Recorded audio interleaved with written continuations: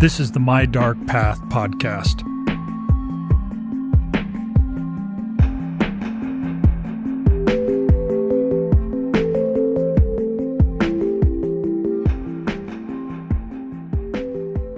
As a kid, I was fascinated by the space age, the people and technologies, the disasters and triumphs. But as I grew older, I realized that the aircraft and spacecraft we can think of today were actually the result of an incredible Darwinian process that killed most concepts before they left a drawing board, entered a wind tunnel, or were built into a prototype. Even those that managed to advance into production were winnowed further through the invisible hand of commercial competition or violent survival of the fittest during war. For every plane or spaceship we know by name, there are literally dozens of failures. So, when reading World War II history, I wasn't surprised when I came across a brief reference to something I hadn't heard of before, the America rocket. This was a part of Nazi Germany's far-reaching weapons program designed to bring the war to American shores, but fortunately failed. Further reading opened a window to the world of Peenemünde, the tiny town on the coast of the Baltic Sea that became the epicenter of Germany's rocketry ambitions during World War II. To attempt to understand Peenemunde is to uncover a history of mad ambitions, brilliant scientists and engineering breakthroughs, coupled with an astonishing disdain for freedom and innocent human life. This complex history inspired my first novel, Seen by Moonlight, and drove me to visit the places and uncover the people behind this extraordinary period. So after planning a research trip for more than a year, I almost didn't make it to Peenemunde. After a week of late dinner meetings at a conference elsewhere in Europe, my work responsibilities were finally complete. I had a weekend free for my research. So my flight landed in Berlin on an autumn Saturday evening, and I stumbled out of the Tegel airport well past sunset. Google Maps told me it was a simple 4-hour drive to the coast of the Baltic Sea. But arrival times are not an exact science, especially when you're a newbie driving on the German Autobahn. I'd traveled before on this world-famous freeway without speed limits, but only as a passenger. I took heart when I first learned that my rental car was a Mercedes. But my optimism was quickly tempered when I learned it was just a little economy model, not the powerful vehicle that I envisioned would make me the instant master of the Autobahn. Within minutes, it was very clear I was out of my depth. I was a first-time Autobahn driver in an underpowered car at midnight. The Autobahn is as different as you can imagine. Other cars whipped by so rapidly, it felt like I was barely moving, even at 130 kilometers or about 80 miles per hour. Peenemunde turned out to be an even bigger surprise. The town sits at the end of a strip of land along a natural bay that empties into the Baltic Sea. You pass through a beautiful but remote patchwork of farmland and national parks, and you can feel yourself getting further and further away from the energy of German cities. The whole town is less than 10 square miles. The last census puts the population at just 345 people. There are remote vacation homes here, a few docks for small boats, a ferry service that will take you to some of the villages and towns around the bay. But as charming as all that sounds, it's not why I was here. I pulled into an empty parking lot about 3 a.m. As the last potential motel was at least an hour behind me, my plan was to sleep in the car, thereby maximizing the time I'd have the next day to explore. So, still in my suit, foolishly I might add, the car engine running to keep me warm, I folded up my jacket into a makeshift pillow and tried to sleep on the car seat. I was streaming the broadcast of a college football game being played back in America, a little sound of home keeping me company in the dark. And as the sun started to rise a few hours later, I saw it, the largest remnant of the improbable, incredible role that this little town played in the history of the 20th century. The Peenemunde Power Plant, now the Peenemunde Historical Technical Museum. But it's a museum surrounded by the remnants of a state-of-the-art aerospace campus, grim art pieces that depict cruelty and death. Old train tracks still run through the compound. There are concrete steps and a loading ramp waiting for a factory that was never completed. Wooden stakes in the ground were once a part of the foundation of a barracks at a labor camp. An old church in the shape of an octagon dates back to 1876 and sits by a cemetery where, after the war, an unmarked mass grave was discovered. Inside the museum are derelict machines in vast industrial chambers befitting its prior life as a power plant that provided the energy for a facility the likes of which had never been seen on Earth.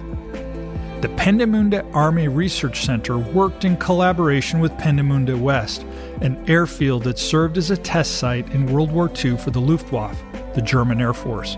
This is where the V-1 flying bomb and the V-2 rocket were developed and tested. These were weapons that announced the future of warfare with a fiery roar. Models of those two weapons still sit on the museum grounds today. This is where a secretive group of scientists discovered ways to take the destructive force of war even higher into the skies than it ever had before, with visions of taking it even beyond the atmosphere. This is even where, believe it or not, a major part of the American space program was born. The other structure that remained largely intact after the war was an observation bunker where military leaders, engineers, and ground crews could safely observe tests and launches. This building is squat, built of thick concrete with only tiny observation ports, designed to withstand the explosive failures that were inevitable given Peenemunde's mission. In this episode, we're going to talk about the scientific breakthroughs, and we're going to talk about how the changing fortunes of war and drastic, desperate choices on both sides collided here and inspired a race against time between the Nazis and Allies. But we're also going to talk about the dead. Peenemunde is a place that few would consider a battlefield, but it is a place of mass casualties. Thousands died here due to the war, and we can't erase or forget their presence. What they call a museum is just as much a monument, and perhaps the quiet of the surroundings is appropriate. Even 75 years later, I could still feel the heavy presence of the innocent lives lost in this place.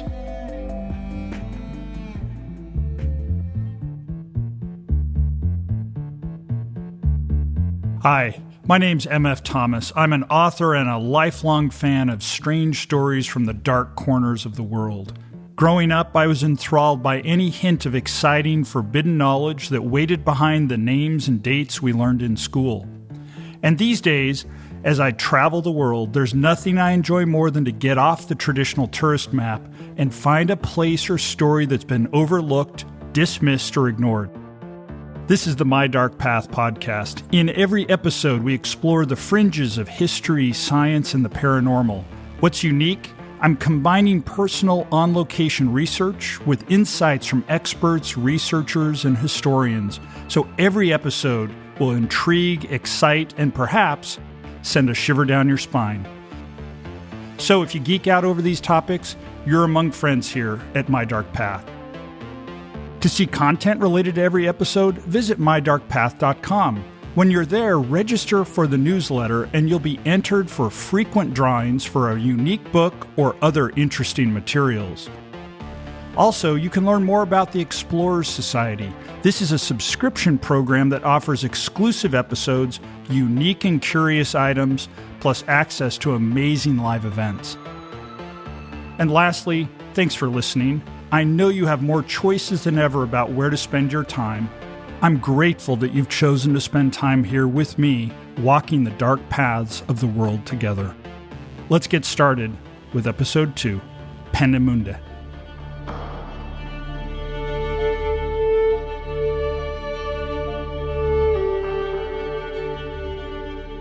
Part 1. The end of the First World War saw Germany facing severe sanctions for its aggression. The Treaty of Versailles barred them from building any new tanks, military aircraft, and chemical weapons. They weren't completely disarmed, but they couldn't restock themselves in the traditional way either. It also restricted the size of their navy, leaving them no means to project power with their existing technology. But there was one important area of military technology that was overlooked in the treaty, one which had so little importance or history of being effective in battle that there was no legal obstacle against Germany pursuing it. This technology was rockets. Hermann Oberth had been dreaming of rockets since he was a child. He religiously read the science fiction novels of Jules Verne like From the Earth to the Moon and Around the Moon. He built his first working model rocket for a school project when he was only 14. This was in 1908. He studied medicine before the outbreak of the First World War, where he was drafted into the infantry of the Imperial German Army. After the war, he committed to studying physics, writing his doctoral dissertation on rocket science. The university rejected his dissertation, calling it utopian. Rather than revise it or prepare a new one, Oberth published it himself, deciding he'd rather go without the title of doctor than reject his own ideas. While other minds of his caliber were holding prestigious university posts, Oberth was teaching at a high school in Romania. But his book, The Rocket into Planetary Space, inspired a following across Europe. Scientists, explorers, and rocket enthusiasts formed a group called the Spaceflight Society that revered his ideas as pointing the way to the future. One member of the society, a Slovene engineer named Herman Potočnik, published a radically visionary book called The Problem of Space Travel. This was in 1928, and Potočnik created, with over 100 illustrations, the first detailed design for a theoretically working space station. It contained so many ideas that had never before been imagined that when it was published in America, it was in a science fiction magazine. You might even recognize Herman Potočnik's vision for a wheel-shaped space station. Stanley Kubrick used the idea in the film 2001: A Space Odyssey. But speaking of film, let's go back to 1928 when Hermann Oberth is hired to work on a very special project, a silent film, to be directed by the legendary Fritz Lang. It's a romantic sci-fi adventure called Frau im Mond, The Woman in the Moon. Oberth designs a model spaceship for the film and launches a working rocket as a publicity event. The film is a sensation, introducing a global audience for the first time a visual representation of a multistage rocket. For the German public, rocketry carried the promise of adventure and of progress. Amid the decadence of the Weimar Republic and a looming global depression, here was a field where Germany was the unquestioned leader of the world. Oberth was gaining more prestige, and with it, more resources to continue developing rocket motors. By 1930, he had a protege from the Spaceflight Society working for him, an 18-year-old musical prodigy who was already telling people he intended to travel to the moon someday. This was Wernher Von Braun, who plays a pivotal role in our unfolding story of Peenemunde.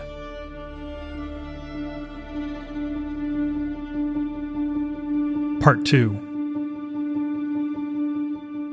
Peenemunde didn't exist before the war. The land belonged to a town called Wolgast until 1936, when the Nazi Air Ministry paid 750,000 Reichmarks for it. It had already been discovered that rockets could be launched from underwater, but having a launch site near the water might make it more difficult for foreign spies to recover tested rockets. So this bay of the Baltic Sea made for an ideal location. To protect the shore from high tides, they built a dike 4 kilometers long which created an artificial lake. A residential settlement was built to house scientists and staff. It included a school, a store, and restaurants. Heating pipes snaked above and below ground across the town, bringing modern comfort during cold winters. And scattered across the complex, there were 36 concrete archways. They provided shelter in case you couldn't get to a bunker quickly enough during an air raid. When the Army Research Center came online in 1937, Dr. Wernher Von Braun, just 25 years of age, was already in charge. The Nazi government had taken an early interest in Von Braun. His dissertation on liquid rocket propellant was classified by the German Army, with only a small portion of it publicly released to justify his doctorate. The facility at Peenemunde was constructed to focus on the aggregate rockets, designs he had been working on since he was 21. At this new facility, he would have all the resources he would need to build and test his work on a scale that he couldn't have imagined before. He would also have the labor to take his concepts off the drawing board, The Nazis were providing a ready supply. The first known concentration camp in Nazi Germany opened just 5 weeks after Hitler became chancellor in 1933. Mass arrests of communists, anarchists, and seditious leftists filled the camps, and the Nazis granted themselves the legal authority to detain people indefinitely, even if they were never convicted of anything. As Hitler's followers consolidated power, anyone viewed as resisting them could be imprisoned, including members of rival political parties and the heads of trade unions, all in the name of security and law and order. As the population of the camps grew, the Nazis quickly found a use for them as slave labor. Soon, prisoners were building their own prisons, manufacturing the weapons that guarded them, and restoring the German military in new and terrible strength. Slave labor built Peenemünde, and slave labor built the thousands of rockets based on von Braun's designs. It was SS General Hans Klammer, the engineer who designed Auschwitz, who suggested using slaves for this task.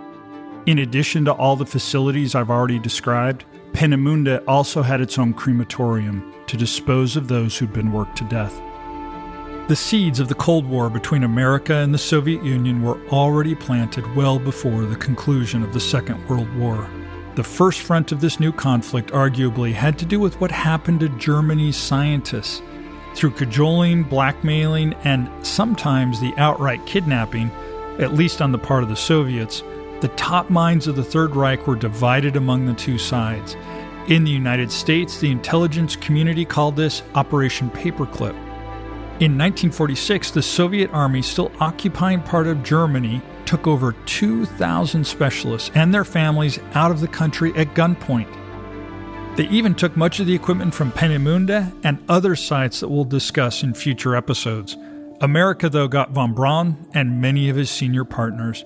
When they went to work for NASA, von Braun said that he had never had any interest in politics.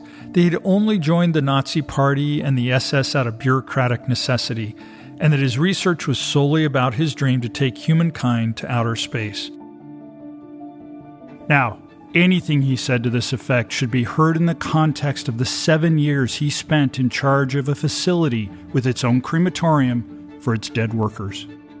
The aggregate rocket series that von Braun had been working on had 12 different designs, designated A1 through A12. Their progression tells a story of staggering ambition over just a few years of work.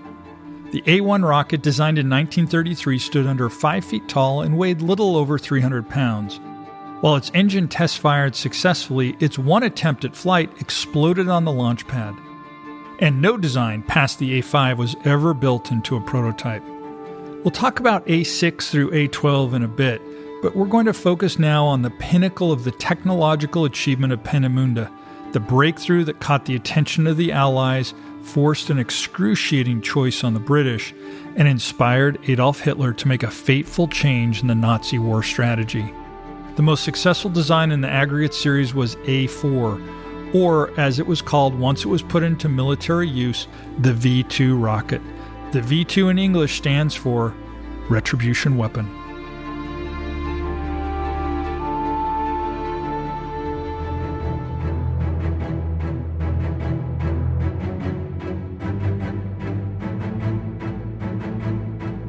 Part 3. World War II changed the definition of battlefields. While soldiers and tanks might be fighting hundreds of miles from home, an airborne bomber could bring the war down on your rooftop with sudden and lethal force. Years before the outbreak of the war, as British military leaders guessed at Hitler's ambitions, there were studies and plans drawn up for how to defend against bombing raids on London. The Nazis targeted civilians deliberately in Poland in 1939, and their threat to level the city of Rotterdam with bombers already in the air is what finally persuaded the Dutch to surrender. Then, on the 24th of August, 1940, Luftwaffe bombers struck civilian areas of London for the first time. It's not known if the immediate British response was an accident or carried out under orders, but the next day, the British Royal Air Force bombed Berlin for the first time. 2 weeks later, Hitler gave a public speech in which he declared, quote, "This is a game at which two can play. When they declare they will attack our cities in great measure, we will eradicate their cities. The hour will come when one of us will break, and it will not be National Socialist Germany." End quote. This is what became known as the London Blitz. For months, day and night, from mid-1940 to early 1941, the Luftwaffe targeted British civilians relentlessly and indiscriminately. There was no question about the strategy. It was a belief that the morale of the British could be broken. Hitler considered the British to be a, quote, Germanic people. He believed that they would have a latent sympathy for the German cause, assuming that he could apply sufficient pressure. But the result was the exact opposite. The Blitz produced a united population and hardened their resolve. It also forced the rapid development of ingenious advances in air defenses that gradually rendered the Luftwaffe's assaults futile. One of the most fascinating museums I've ever visited in the world is Churchill's War Rooms, the bunkers underground Westminster where he led the British Empire's fight against the Nazi onslaught. The stories of this location and the people who worked there is a future episode of My Dark Path. The German army, meanwhile, was stymied on its eastern front. Before the war, Germany and the Soviet Union had signed a non-aggression pact, a peace agreement between Hitler and Stalin, two of the greatest mass murderers in history. But the Nazis, after months of secret planning, had broken the pact and sent an invasion force of 3 million soldiers. Even though Hitler had written and spoken for years about, quote, exterminating the communists, Stalin seems to have genuinely not anticipated the Nazis would break the truce. To this day, it's the largest theater of war in human history, producing death and atrocities beyond imagining. It seems to me to be the highest degree of hubris to believe in the promise of peace when someone's behavior demonstrates they want you dead. Now, as this was happening, the RAF was responding to the Blitz by beginning to bomb civilian targets in Germany. The British believed that with the Nazis devoting so much force along their eastern front trying to invade Russia, that a blow against their centers of industry could have a major impact, while the Allies worked to muster a large enough force to retake the continent. The RAF could target a single area with hundreds of bombers, overwhelming all German defenses.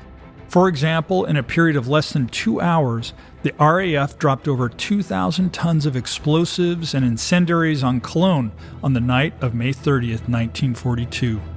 This was a town rich in medieval history, and many of its core buildings were still made of wood. Cologne burned from one end to the other. Late in the war, the city of Dresden was also firebombed by the RAF. The fire was so out of control, even prisoners of war were forced to perform firefighting duties. The author Kurt Vonnegut was one of them, and he wrote about it in his novel Slaughterhouse-Five. Millions of Germans became homeless refugees, and this at a time when their army needed replenishing. The Luftwaffe could no longer fly at sufficient strength to stage an attack at a level of the original Blitz, but Hitler was determined to avenge his losses, and he believed he needed to strike a dramatic blow against London. This is when he took new interest in the work being done at Peenemünde.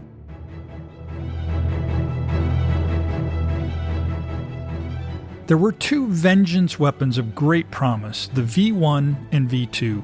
The V2 was the military name for the A4, Von Braun's ballistic missile. The V1 was also developed at Peenemunde, but by others, and was not a rocket but rather a flying bomb, powered by a unique pulse jet engine. By the way, if you visit mydarkpath.com, you can see photos from the amazing exhibits around the Peenemunde complex and historical museum. You'll see that the V1 vaguely looks like an insect, and the British came to refer to it as the doodlebug because of the distinctive way it moved. Sometimes, because of the unforgettable sound it made as it flew, it was also called a buzz bomb. The V2, meanwhile, stood tall and vertical with fins and a pointed nose, looking like every pulp science fiction version of a rocket to the moon, and it flew without sound. Both of these weapons, with sufficient testing, were able to strike the British mainland from Europe without an aircraft. Hitler referred to such a dramatic leap in technology as, quote, a wonder weapon, and he came to believe that such advances would simultaneously restore German morale and bring him ultimate victory over the Allies. He had more than one facility working on these so-called wonder weapons. At another facility known as Trauen, an aerospace engineer named Eugen Sanger worked on an astonishing aircraft he called the Silverbird.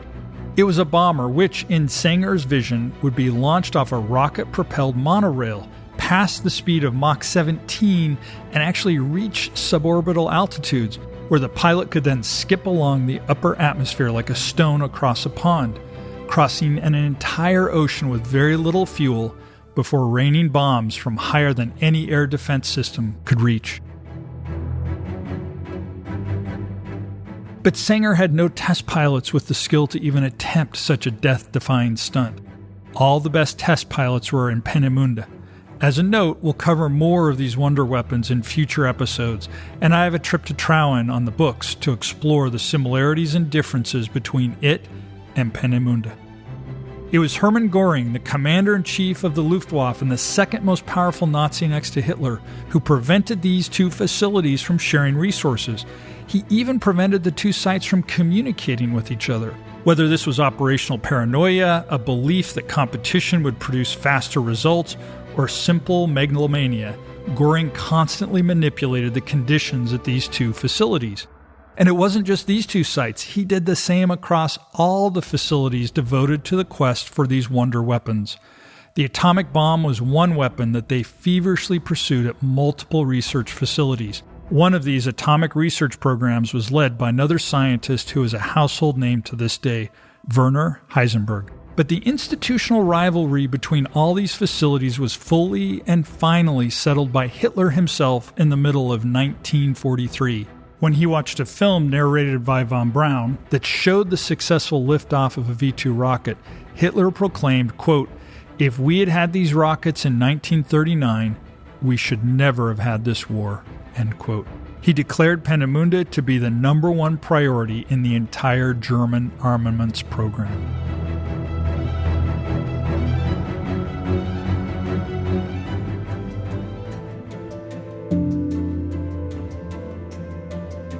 Part 4.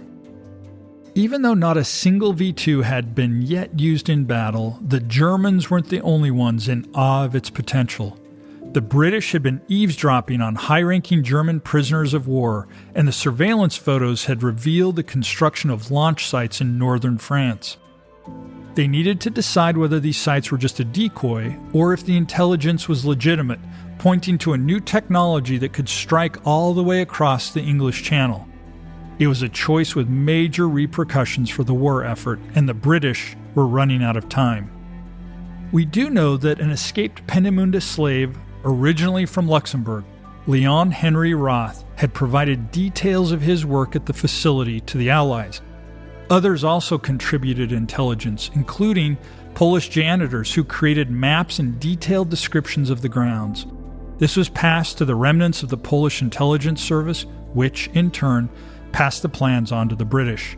We also know that around this time, a Catholic priest who led an Austrian resistance cell was able to smuggle a complete schematic of the V-2 to the American OSS, the precursor to the CIA.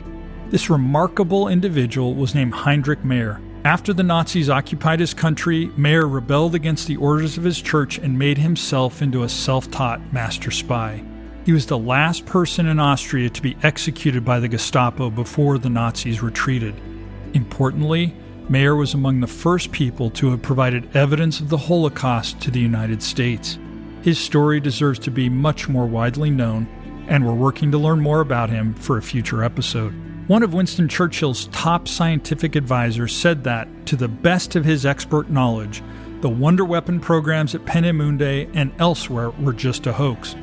Another top scientific advisor said that he believed it was real. Now, gambling on his best judgment, Churchill made the fateful decision to attack Peenemunde. The plan was named after the mythical beast with many heads. They called it Operation Hydra. Now, it's August 1943. The pilots for Operation Hydra were not even informed about what their target would be as they trained. They did practice under extraordinary conditions. Their mission required that they fly under a full moon, without radio navigation, and at an unusually low altitude. They would fly through a blinding smokescreen and then use landmarks on the ground to time the release of their bombs. Operation Hydra also called for misdirection. The night of the raid and many miles away, a squadron of 8 Mosquito combat aircraft would fly to Berlin. This would simulate the beginning of an air raid on Berlin and hopefully divert the attention of the Luftwaffe from Operation Hydra's real target. Over the course of 2 raids, the first on the night of August 17th, nearly 600 bombers assaulted the once secret facility. Some 75% of the surface buildings were damaged or destroyed. A targeting flare mistakenly landed at the forced labor camp, and with no protections, at least 500 work camp prisoners died in the barrage. The 4,000 German personnel were much better protected once they made it to their air raid shelters. Only 175 of them died. The British, meanwhile, lost 40 bombers and 215 pilots. For a mission this dangerous, to have 93% of the planes survive is nothing short of miraculous. But the British had struck a serious blow. Dr. Walter Thiel and Dr. Eric Walther, 2 of the project's chief engineers, were among those killed. The consensus of history is that the V-2 program was slowed by this attack by about 2 months. Furthermore, the strike forced the Nazis to realize that they could no longer control the air over Europe. Anything exposed to the sky was vulnerable to bombing. This included their valuable engineering and manufacturing in Peenemunde. They initiated plans to move the production of the retribution weapons to a new location near a town called Nordhausen. The facility, known as Mittelwerk, included factories, assembly lines, liquid oxygen plants, all of it embedded deep inside a mountain connected by massive tunnels. It too had its own concentration camp for labor, the infamous Mittelbau-Dora camp. Nordhausen and this massive underground manufacturing facility were kept under wraps by the Soviets for decades until the site was opened to researchers after the fall of the USSR. I've conducted a research visit to both the Mittelbau-Dora concentration camp and the underground Mittelwerk facility. We'll cover this in a future episode that will close this chapter on this incredible and heartbreaking element of World War II. Now, the delays caused by Operation Hydra might not seem like much, but when the Allies are fighting against the future of warfare, we'll see that this extra time proved to be very meaningful. Now, what made the V-2 such a potent psychological weapon? What made the Nazis double down on their investment and force the British to commit such an overwhelming force to slow it down, even before the V-2 had been used in battle? Its operational range wasn't that much longer than that of the V-1 buzz bomb, and it carried roughly the same payload. But the first reason to fear the V-2 was its speed. The V-1 flying bomb averaged about 340 miles per hour in the air. A British fighter plane called the Hawker Tempest could actually fly faster than it in a dive and intercept it. In midair, pilots could use their own wings to gently tip the wing of a V-1 and send it spiraling to the ground before it could reach its target. But these tactics would be useless against the V-2.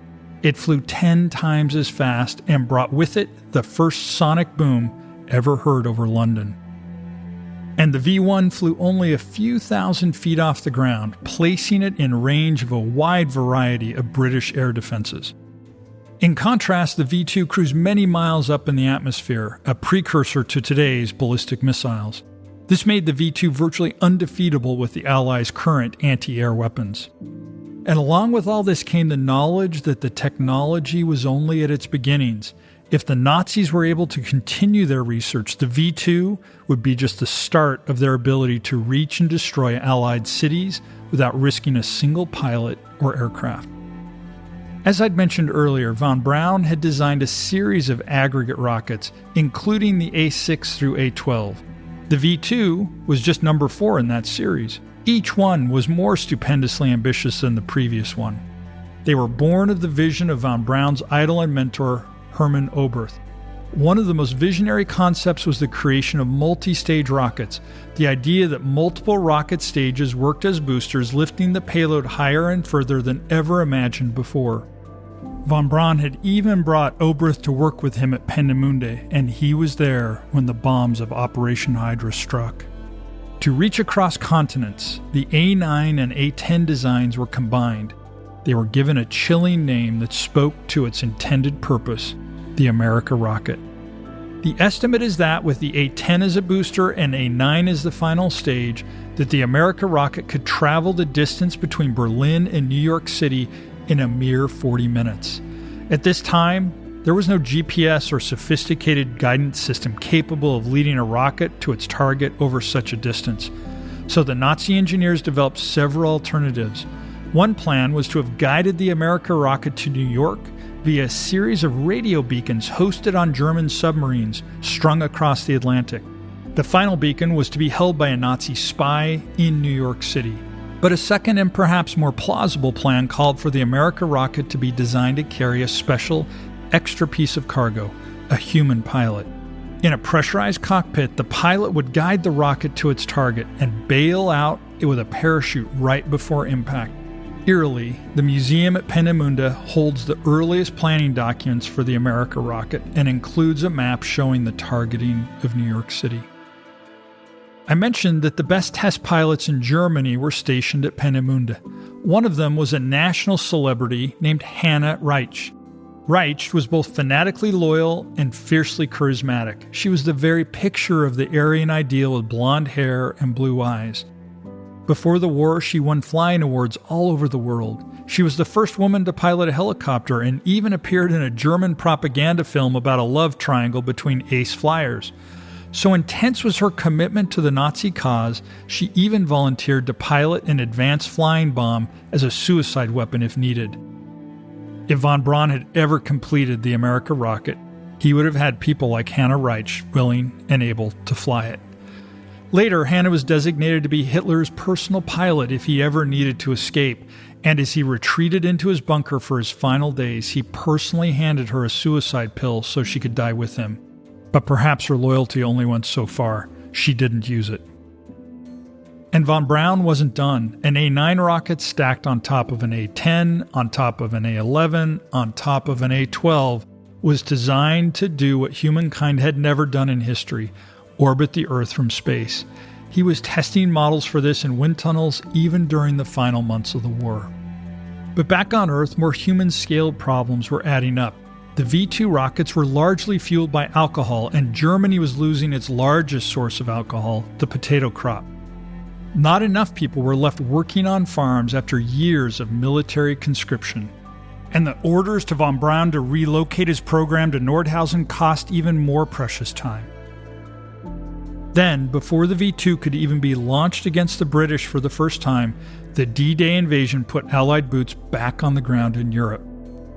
The V-2s could only reach London from a small strip of launch sites along the French and Dutch coasts.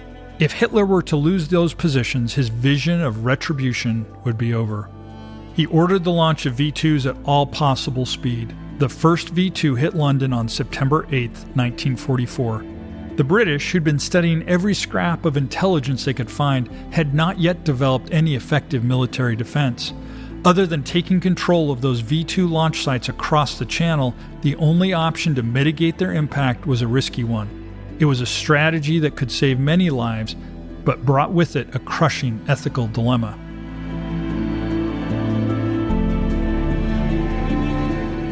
British intelligence had succeeded in identifying and turning all of the key Nazi spies in London. Then, they strategically used them to feed disinformation back to Germany, who believed that their spies were still loyal. This was known as the double-cross system. A plan was proposed. Use double-cross to report the positions where V-2s had struck London, but only those that had struck the far northern edge of the city. If this were believed, the Germans would think they were overshooting their targets, adjust their calculations, and, with any luck, start missing central London. But executing this was not without great cost. If the V-2s were retargeted, they wouldn't just hit empty ground. While densely populated London would see less damage, the rockets would instead rain down on nearby Kent. No matter what decision was made, civilians would die. The choice was either do nothing, or by taking action, put at risk a smaller population of British citizens. Astonishingly, at the time this decision needed to be made, Winston Churchill was away at a conference. It was a long-time civil servant from Scotland by the name of Sir Samuel Findlater Stewart who made the decision on Churchill's behalf. Double Cross was put into action. It worked exactly as intended. The V-2 rockets were still experimental and prone to failing, and thanks to the spies of Double Cross, the rockets that did survive the journey became even less accurate. To hide the impact of those that did hit London, the British government put out false stories that the explosions were due to ruptured gas mains. By March of 1945, the last coastal launch site was overrun by the Allies, and no more V-1s or V-2s would ever hit the British Isles again. The last V-2 struck Kent on March 27th. 1 month later, Adolf Hitler would be dead.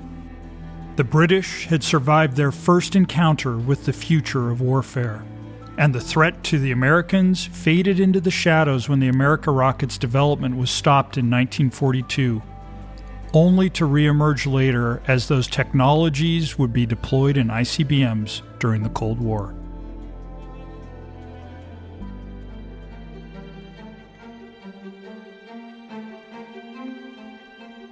Part 5. Ironically, once the Germans stopped using the V-2 against civilian populations, the V-2 demonstrated that it had significant tactical potential. Still, it was used just once on a military target, a critical bridge over the Rhine River that the Allies had captured and were using to move troops and tanks. The V-2, launched all the way from a town in the Netherlands, successfully collapsed the bridge, slowing the Ally advance down. But it was too late to deploy it anywhere else. Germany was falling. In hindsight, we can see that the V-2 rocket was a failure when weighing the costs of the program versus its strategic and tactical benefits. Even using slave labor, the Retribution weapon program cost twice as much as the Manhattan Project in America. The Manhattan Project produced the atomic bombs that would be dropped on Hiroshima and Nagasaki in Japan, triggering the final surrender of the Japanese military and stopping a land invasion that was projected to kill 1 million U.S. soldiers and millions more Japanese civilians.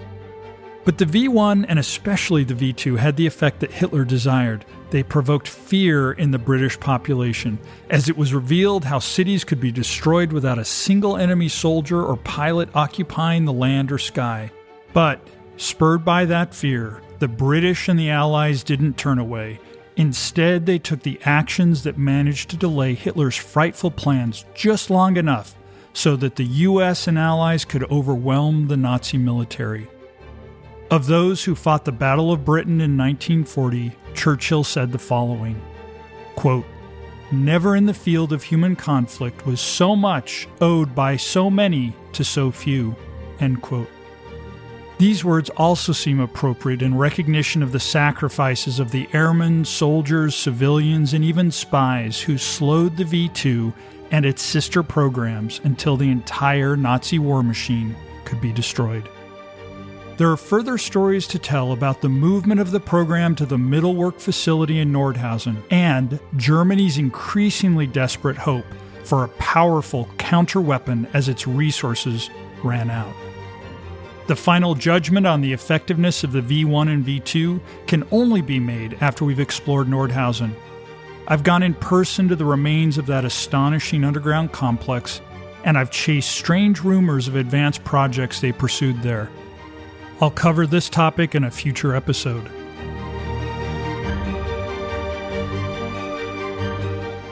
But I want to wind up the story of Peenemunde by talking about a man who was never there, and who I haven't mentioned up until now, Robert Goddard. Goddard was born in Worcester, Massachusetts in 1882. A frail child beset by chronic health problems, he often had to skip school but had a voracious interest in science, devouring texts on his own time, and conducting experiments in his backyard, all with the loving support of his parents. One night when he was 17, he climbed a cherry tree to cut off some dead limbs, and instead found himself gazing at the sky. He had read H.G. Wells' classic The War of the Worlds, and he was suddenly imagining how you could build a device to take humankind to Mars. Every year for the rest of his life, he would privately celebrate the anniversary of that night in the cherry tree, the moment he found his purpose. I'd mentioned that von Braun's rocket engines were liquid-fueled. It was Robert Goddard who had patented the concept of a liquid-fueled rocket in 1914. He even held a patent on the multistage rocket which Oberth and Von Braun had made famous. American publications had rejected Goddard's earliest articles about rocketry, considering them too fantastical. In 1913, he was struck with severe tuberculosis and had to give up his teaching position at Princeton. Doctors didn't expect him to live. But he never stopped experimenting, and he beat the odds against his disease. He once said in a speech, quote, "The dream of yesterday is the hope of today, and the reality of tomorrow," end quote. He worked incrementally, one invention, one innovation at a time. If he could make something the world would accept today, it would bring him one step closer to the future he imagined. He designed rockets that could study atmospheric conditions for meteorology. He created the first experimental ion thruster. A proposal he made to the Army for a tube-based rocket launcher eventually evolved into the bazooka. In 1919, the Smithsonian Institute published his report, A Method for Reaching Extreme Altitudes. He spent most of the 1920s achieving breakthrough after breakthrough in rocketry, while sensational and misleading news coverage had most of the public thinking of him as a crackpot. Eventually, the New York Times published a correction apologizing for its coverage of him, a half a century later after the Apollo 11 landed on the moon. Rather than critique journalists publicly, I'll simply say that one is better off reading and talking with the doers, thinkers, and creators versus the people who pretend expertise by simply writing about them. Nevertheless, the scientific community knew Goddard was onto something, and he corresponded regularly with the likes of Oberth and Von Braun, sharing discoveries until the rise of the Nazis. At that time, Goddard broke off communication with anyone in Germany and worked zealously to prevent his technology and ideas from being stolen by enemy spies. The Guggenheim Foundation provided generous funding to Goddard to relocate his family and his work to the desert, where he could work in greater secrecy and where the climate would better suit his ongoing fight against tuberculosis. Goddard established his facility in Roswell, New Mexico, the future home of UFO lore. The locals there were known for preferring privacy, and if anyone came asking about the location of Goddard's lab, they would be sent in the wrong direction. General Jimmy Doolittle, a legend in military aviation, visited Roswell to consult with Goddard about fuel mixtures and was given an up-close look at what Goddard had done throughout the 30s. Although his rockets never flew as high or as far as the Germans, his goal wasn't to reach the highest altitudes at that time. Instead, he wanted to perfect the design of his engine and guidance systems for the rockets of the future. The visit opened Doolittle's eyes to the true potential of rocketry. He wrote in a memo, quote, "Interplanetary transportation is probably a dream of the very distant future, but with the moon only 250,000 miles away, who knows?" End quote. He couldn't persuade the Army of the potential of Goddard's work, but after the Japanese attack on Pearl Harbor, Goddard was compelled to go to work for the Navy in whatever capacity they might need him. At great risk to his health, and with his throat so damaged that by now the doctors advised him not even to speak, he relocated to Annapolis, Maryland. The engine he helped design for the Navy ended up powering the Bell X-2 rocket plane, which pushed supersonic flight beyond any of its previous limits. But Goddard never saw that, nor did he see the formation of NASA, which used many of his innovations. Robert Goddard passed away in 1945. Why do I bring up Goddard? It's because of that impression I first got at Peenemünde, that this was not just a landmark in scientific progress, but a place haunted by death. When Wernher Von Braun, Eugen Sanger, and other German scientists were brought to America after World War II, the atrocities of the Nazi regime were well known. How should we feel about the knowledge they developed and the discoveries they made, coming as they did with the support of a genocidal regime and built on the backs of dead slaves? When science allows us to do great things, it's dangerously tempting to sanctify the process that brought it to us. It's a little too easy to forget.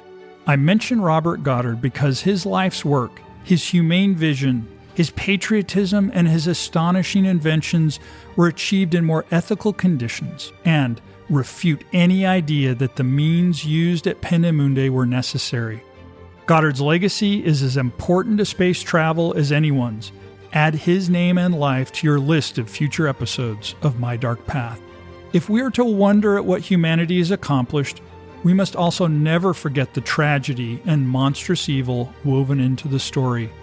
I think back to what Goddard said about the dream of yesterday being the hope of today and the reality of tomorrow. It's a dark path that runs through the town of Peenemunde, where too much thought was given to the future without doing what was right in the present.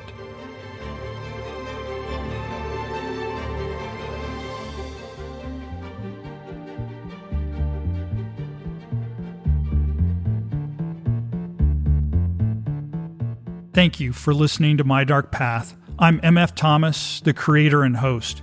I appreciate that you've chosen to spend your precious time here with us. I'd also be grateful if you'd take a moment and give My Dark Path a 5-star rating wherever you're listening. And get ready for the next episode. We're moving from Europe to Asia, from aerospace to, well, ghosts and haunted hotels. It's going to be an amazing episode, and even now, it gives me goosebumps. I hope you'll tune in. Now, we're preparing to launch our subscription program. We're calling it the Explorers Society, hopefully evoking some of the elements of intrigue and discovery of similar societies of the 18th and 19th century. To learn more and to subscribe, visit mydarkpath.com. Members will get exclusive episodes, books, live online Q&A with our researchers, and so much more. I want to thank Alex Bagassi for contributing research to this episode and to our story editor, Nicholas Thurkettle, for helping me put it all together. If the topic of Peenemunde is of interest to you, you'd probably be interested in my first novel, Seen by Moonlight. You can find it on Amazon and virtually every online bookseller.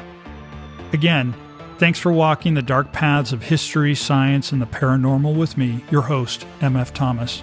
Until next time, good night.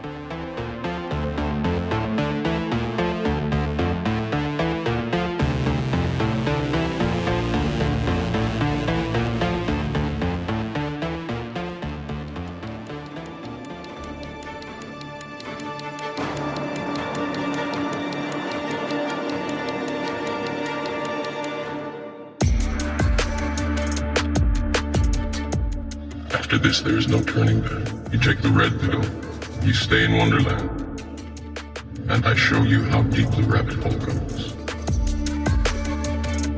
Follow the white rabbit. What was the date of the second attack on Peenemunde? What was the date of the second attack on Peenemunde?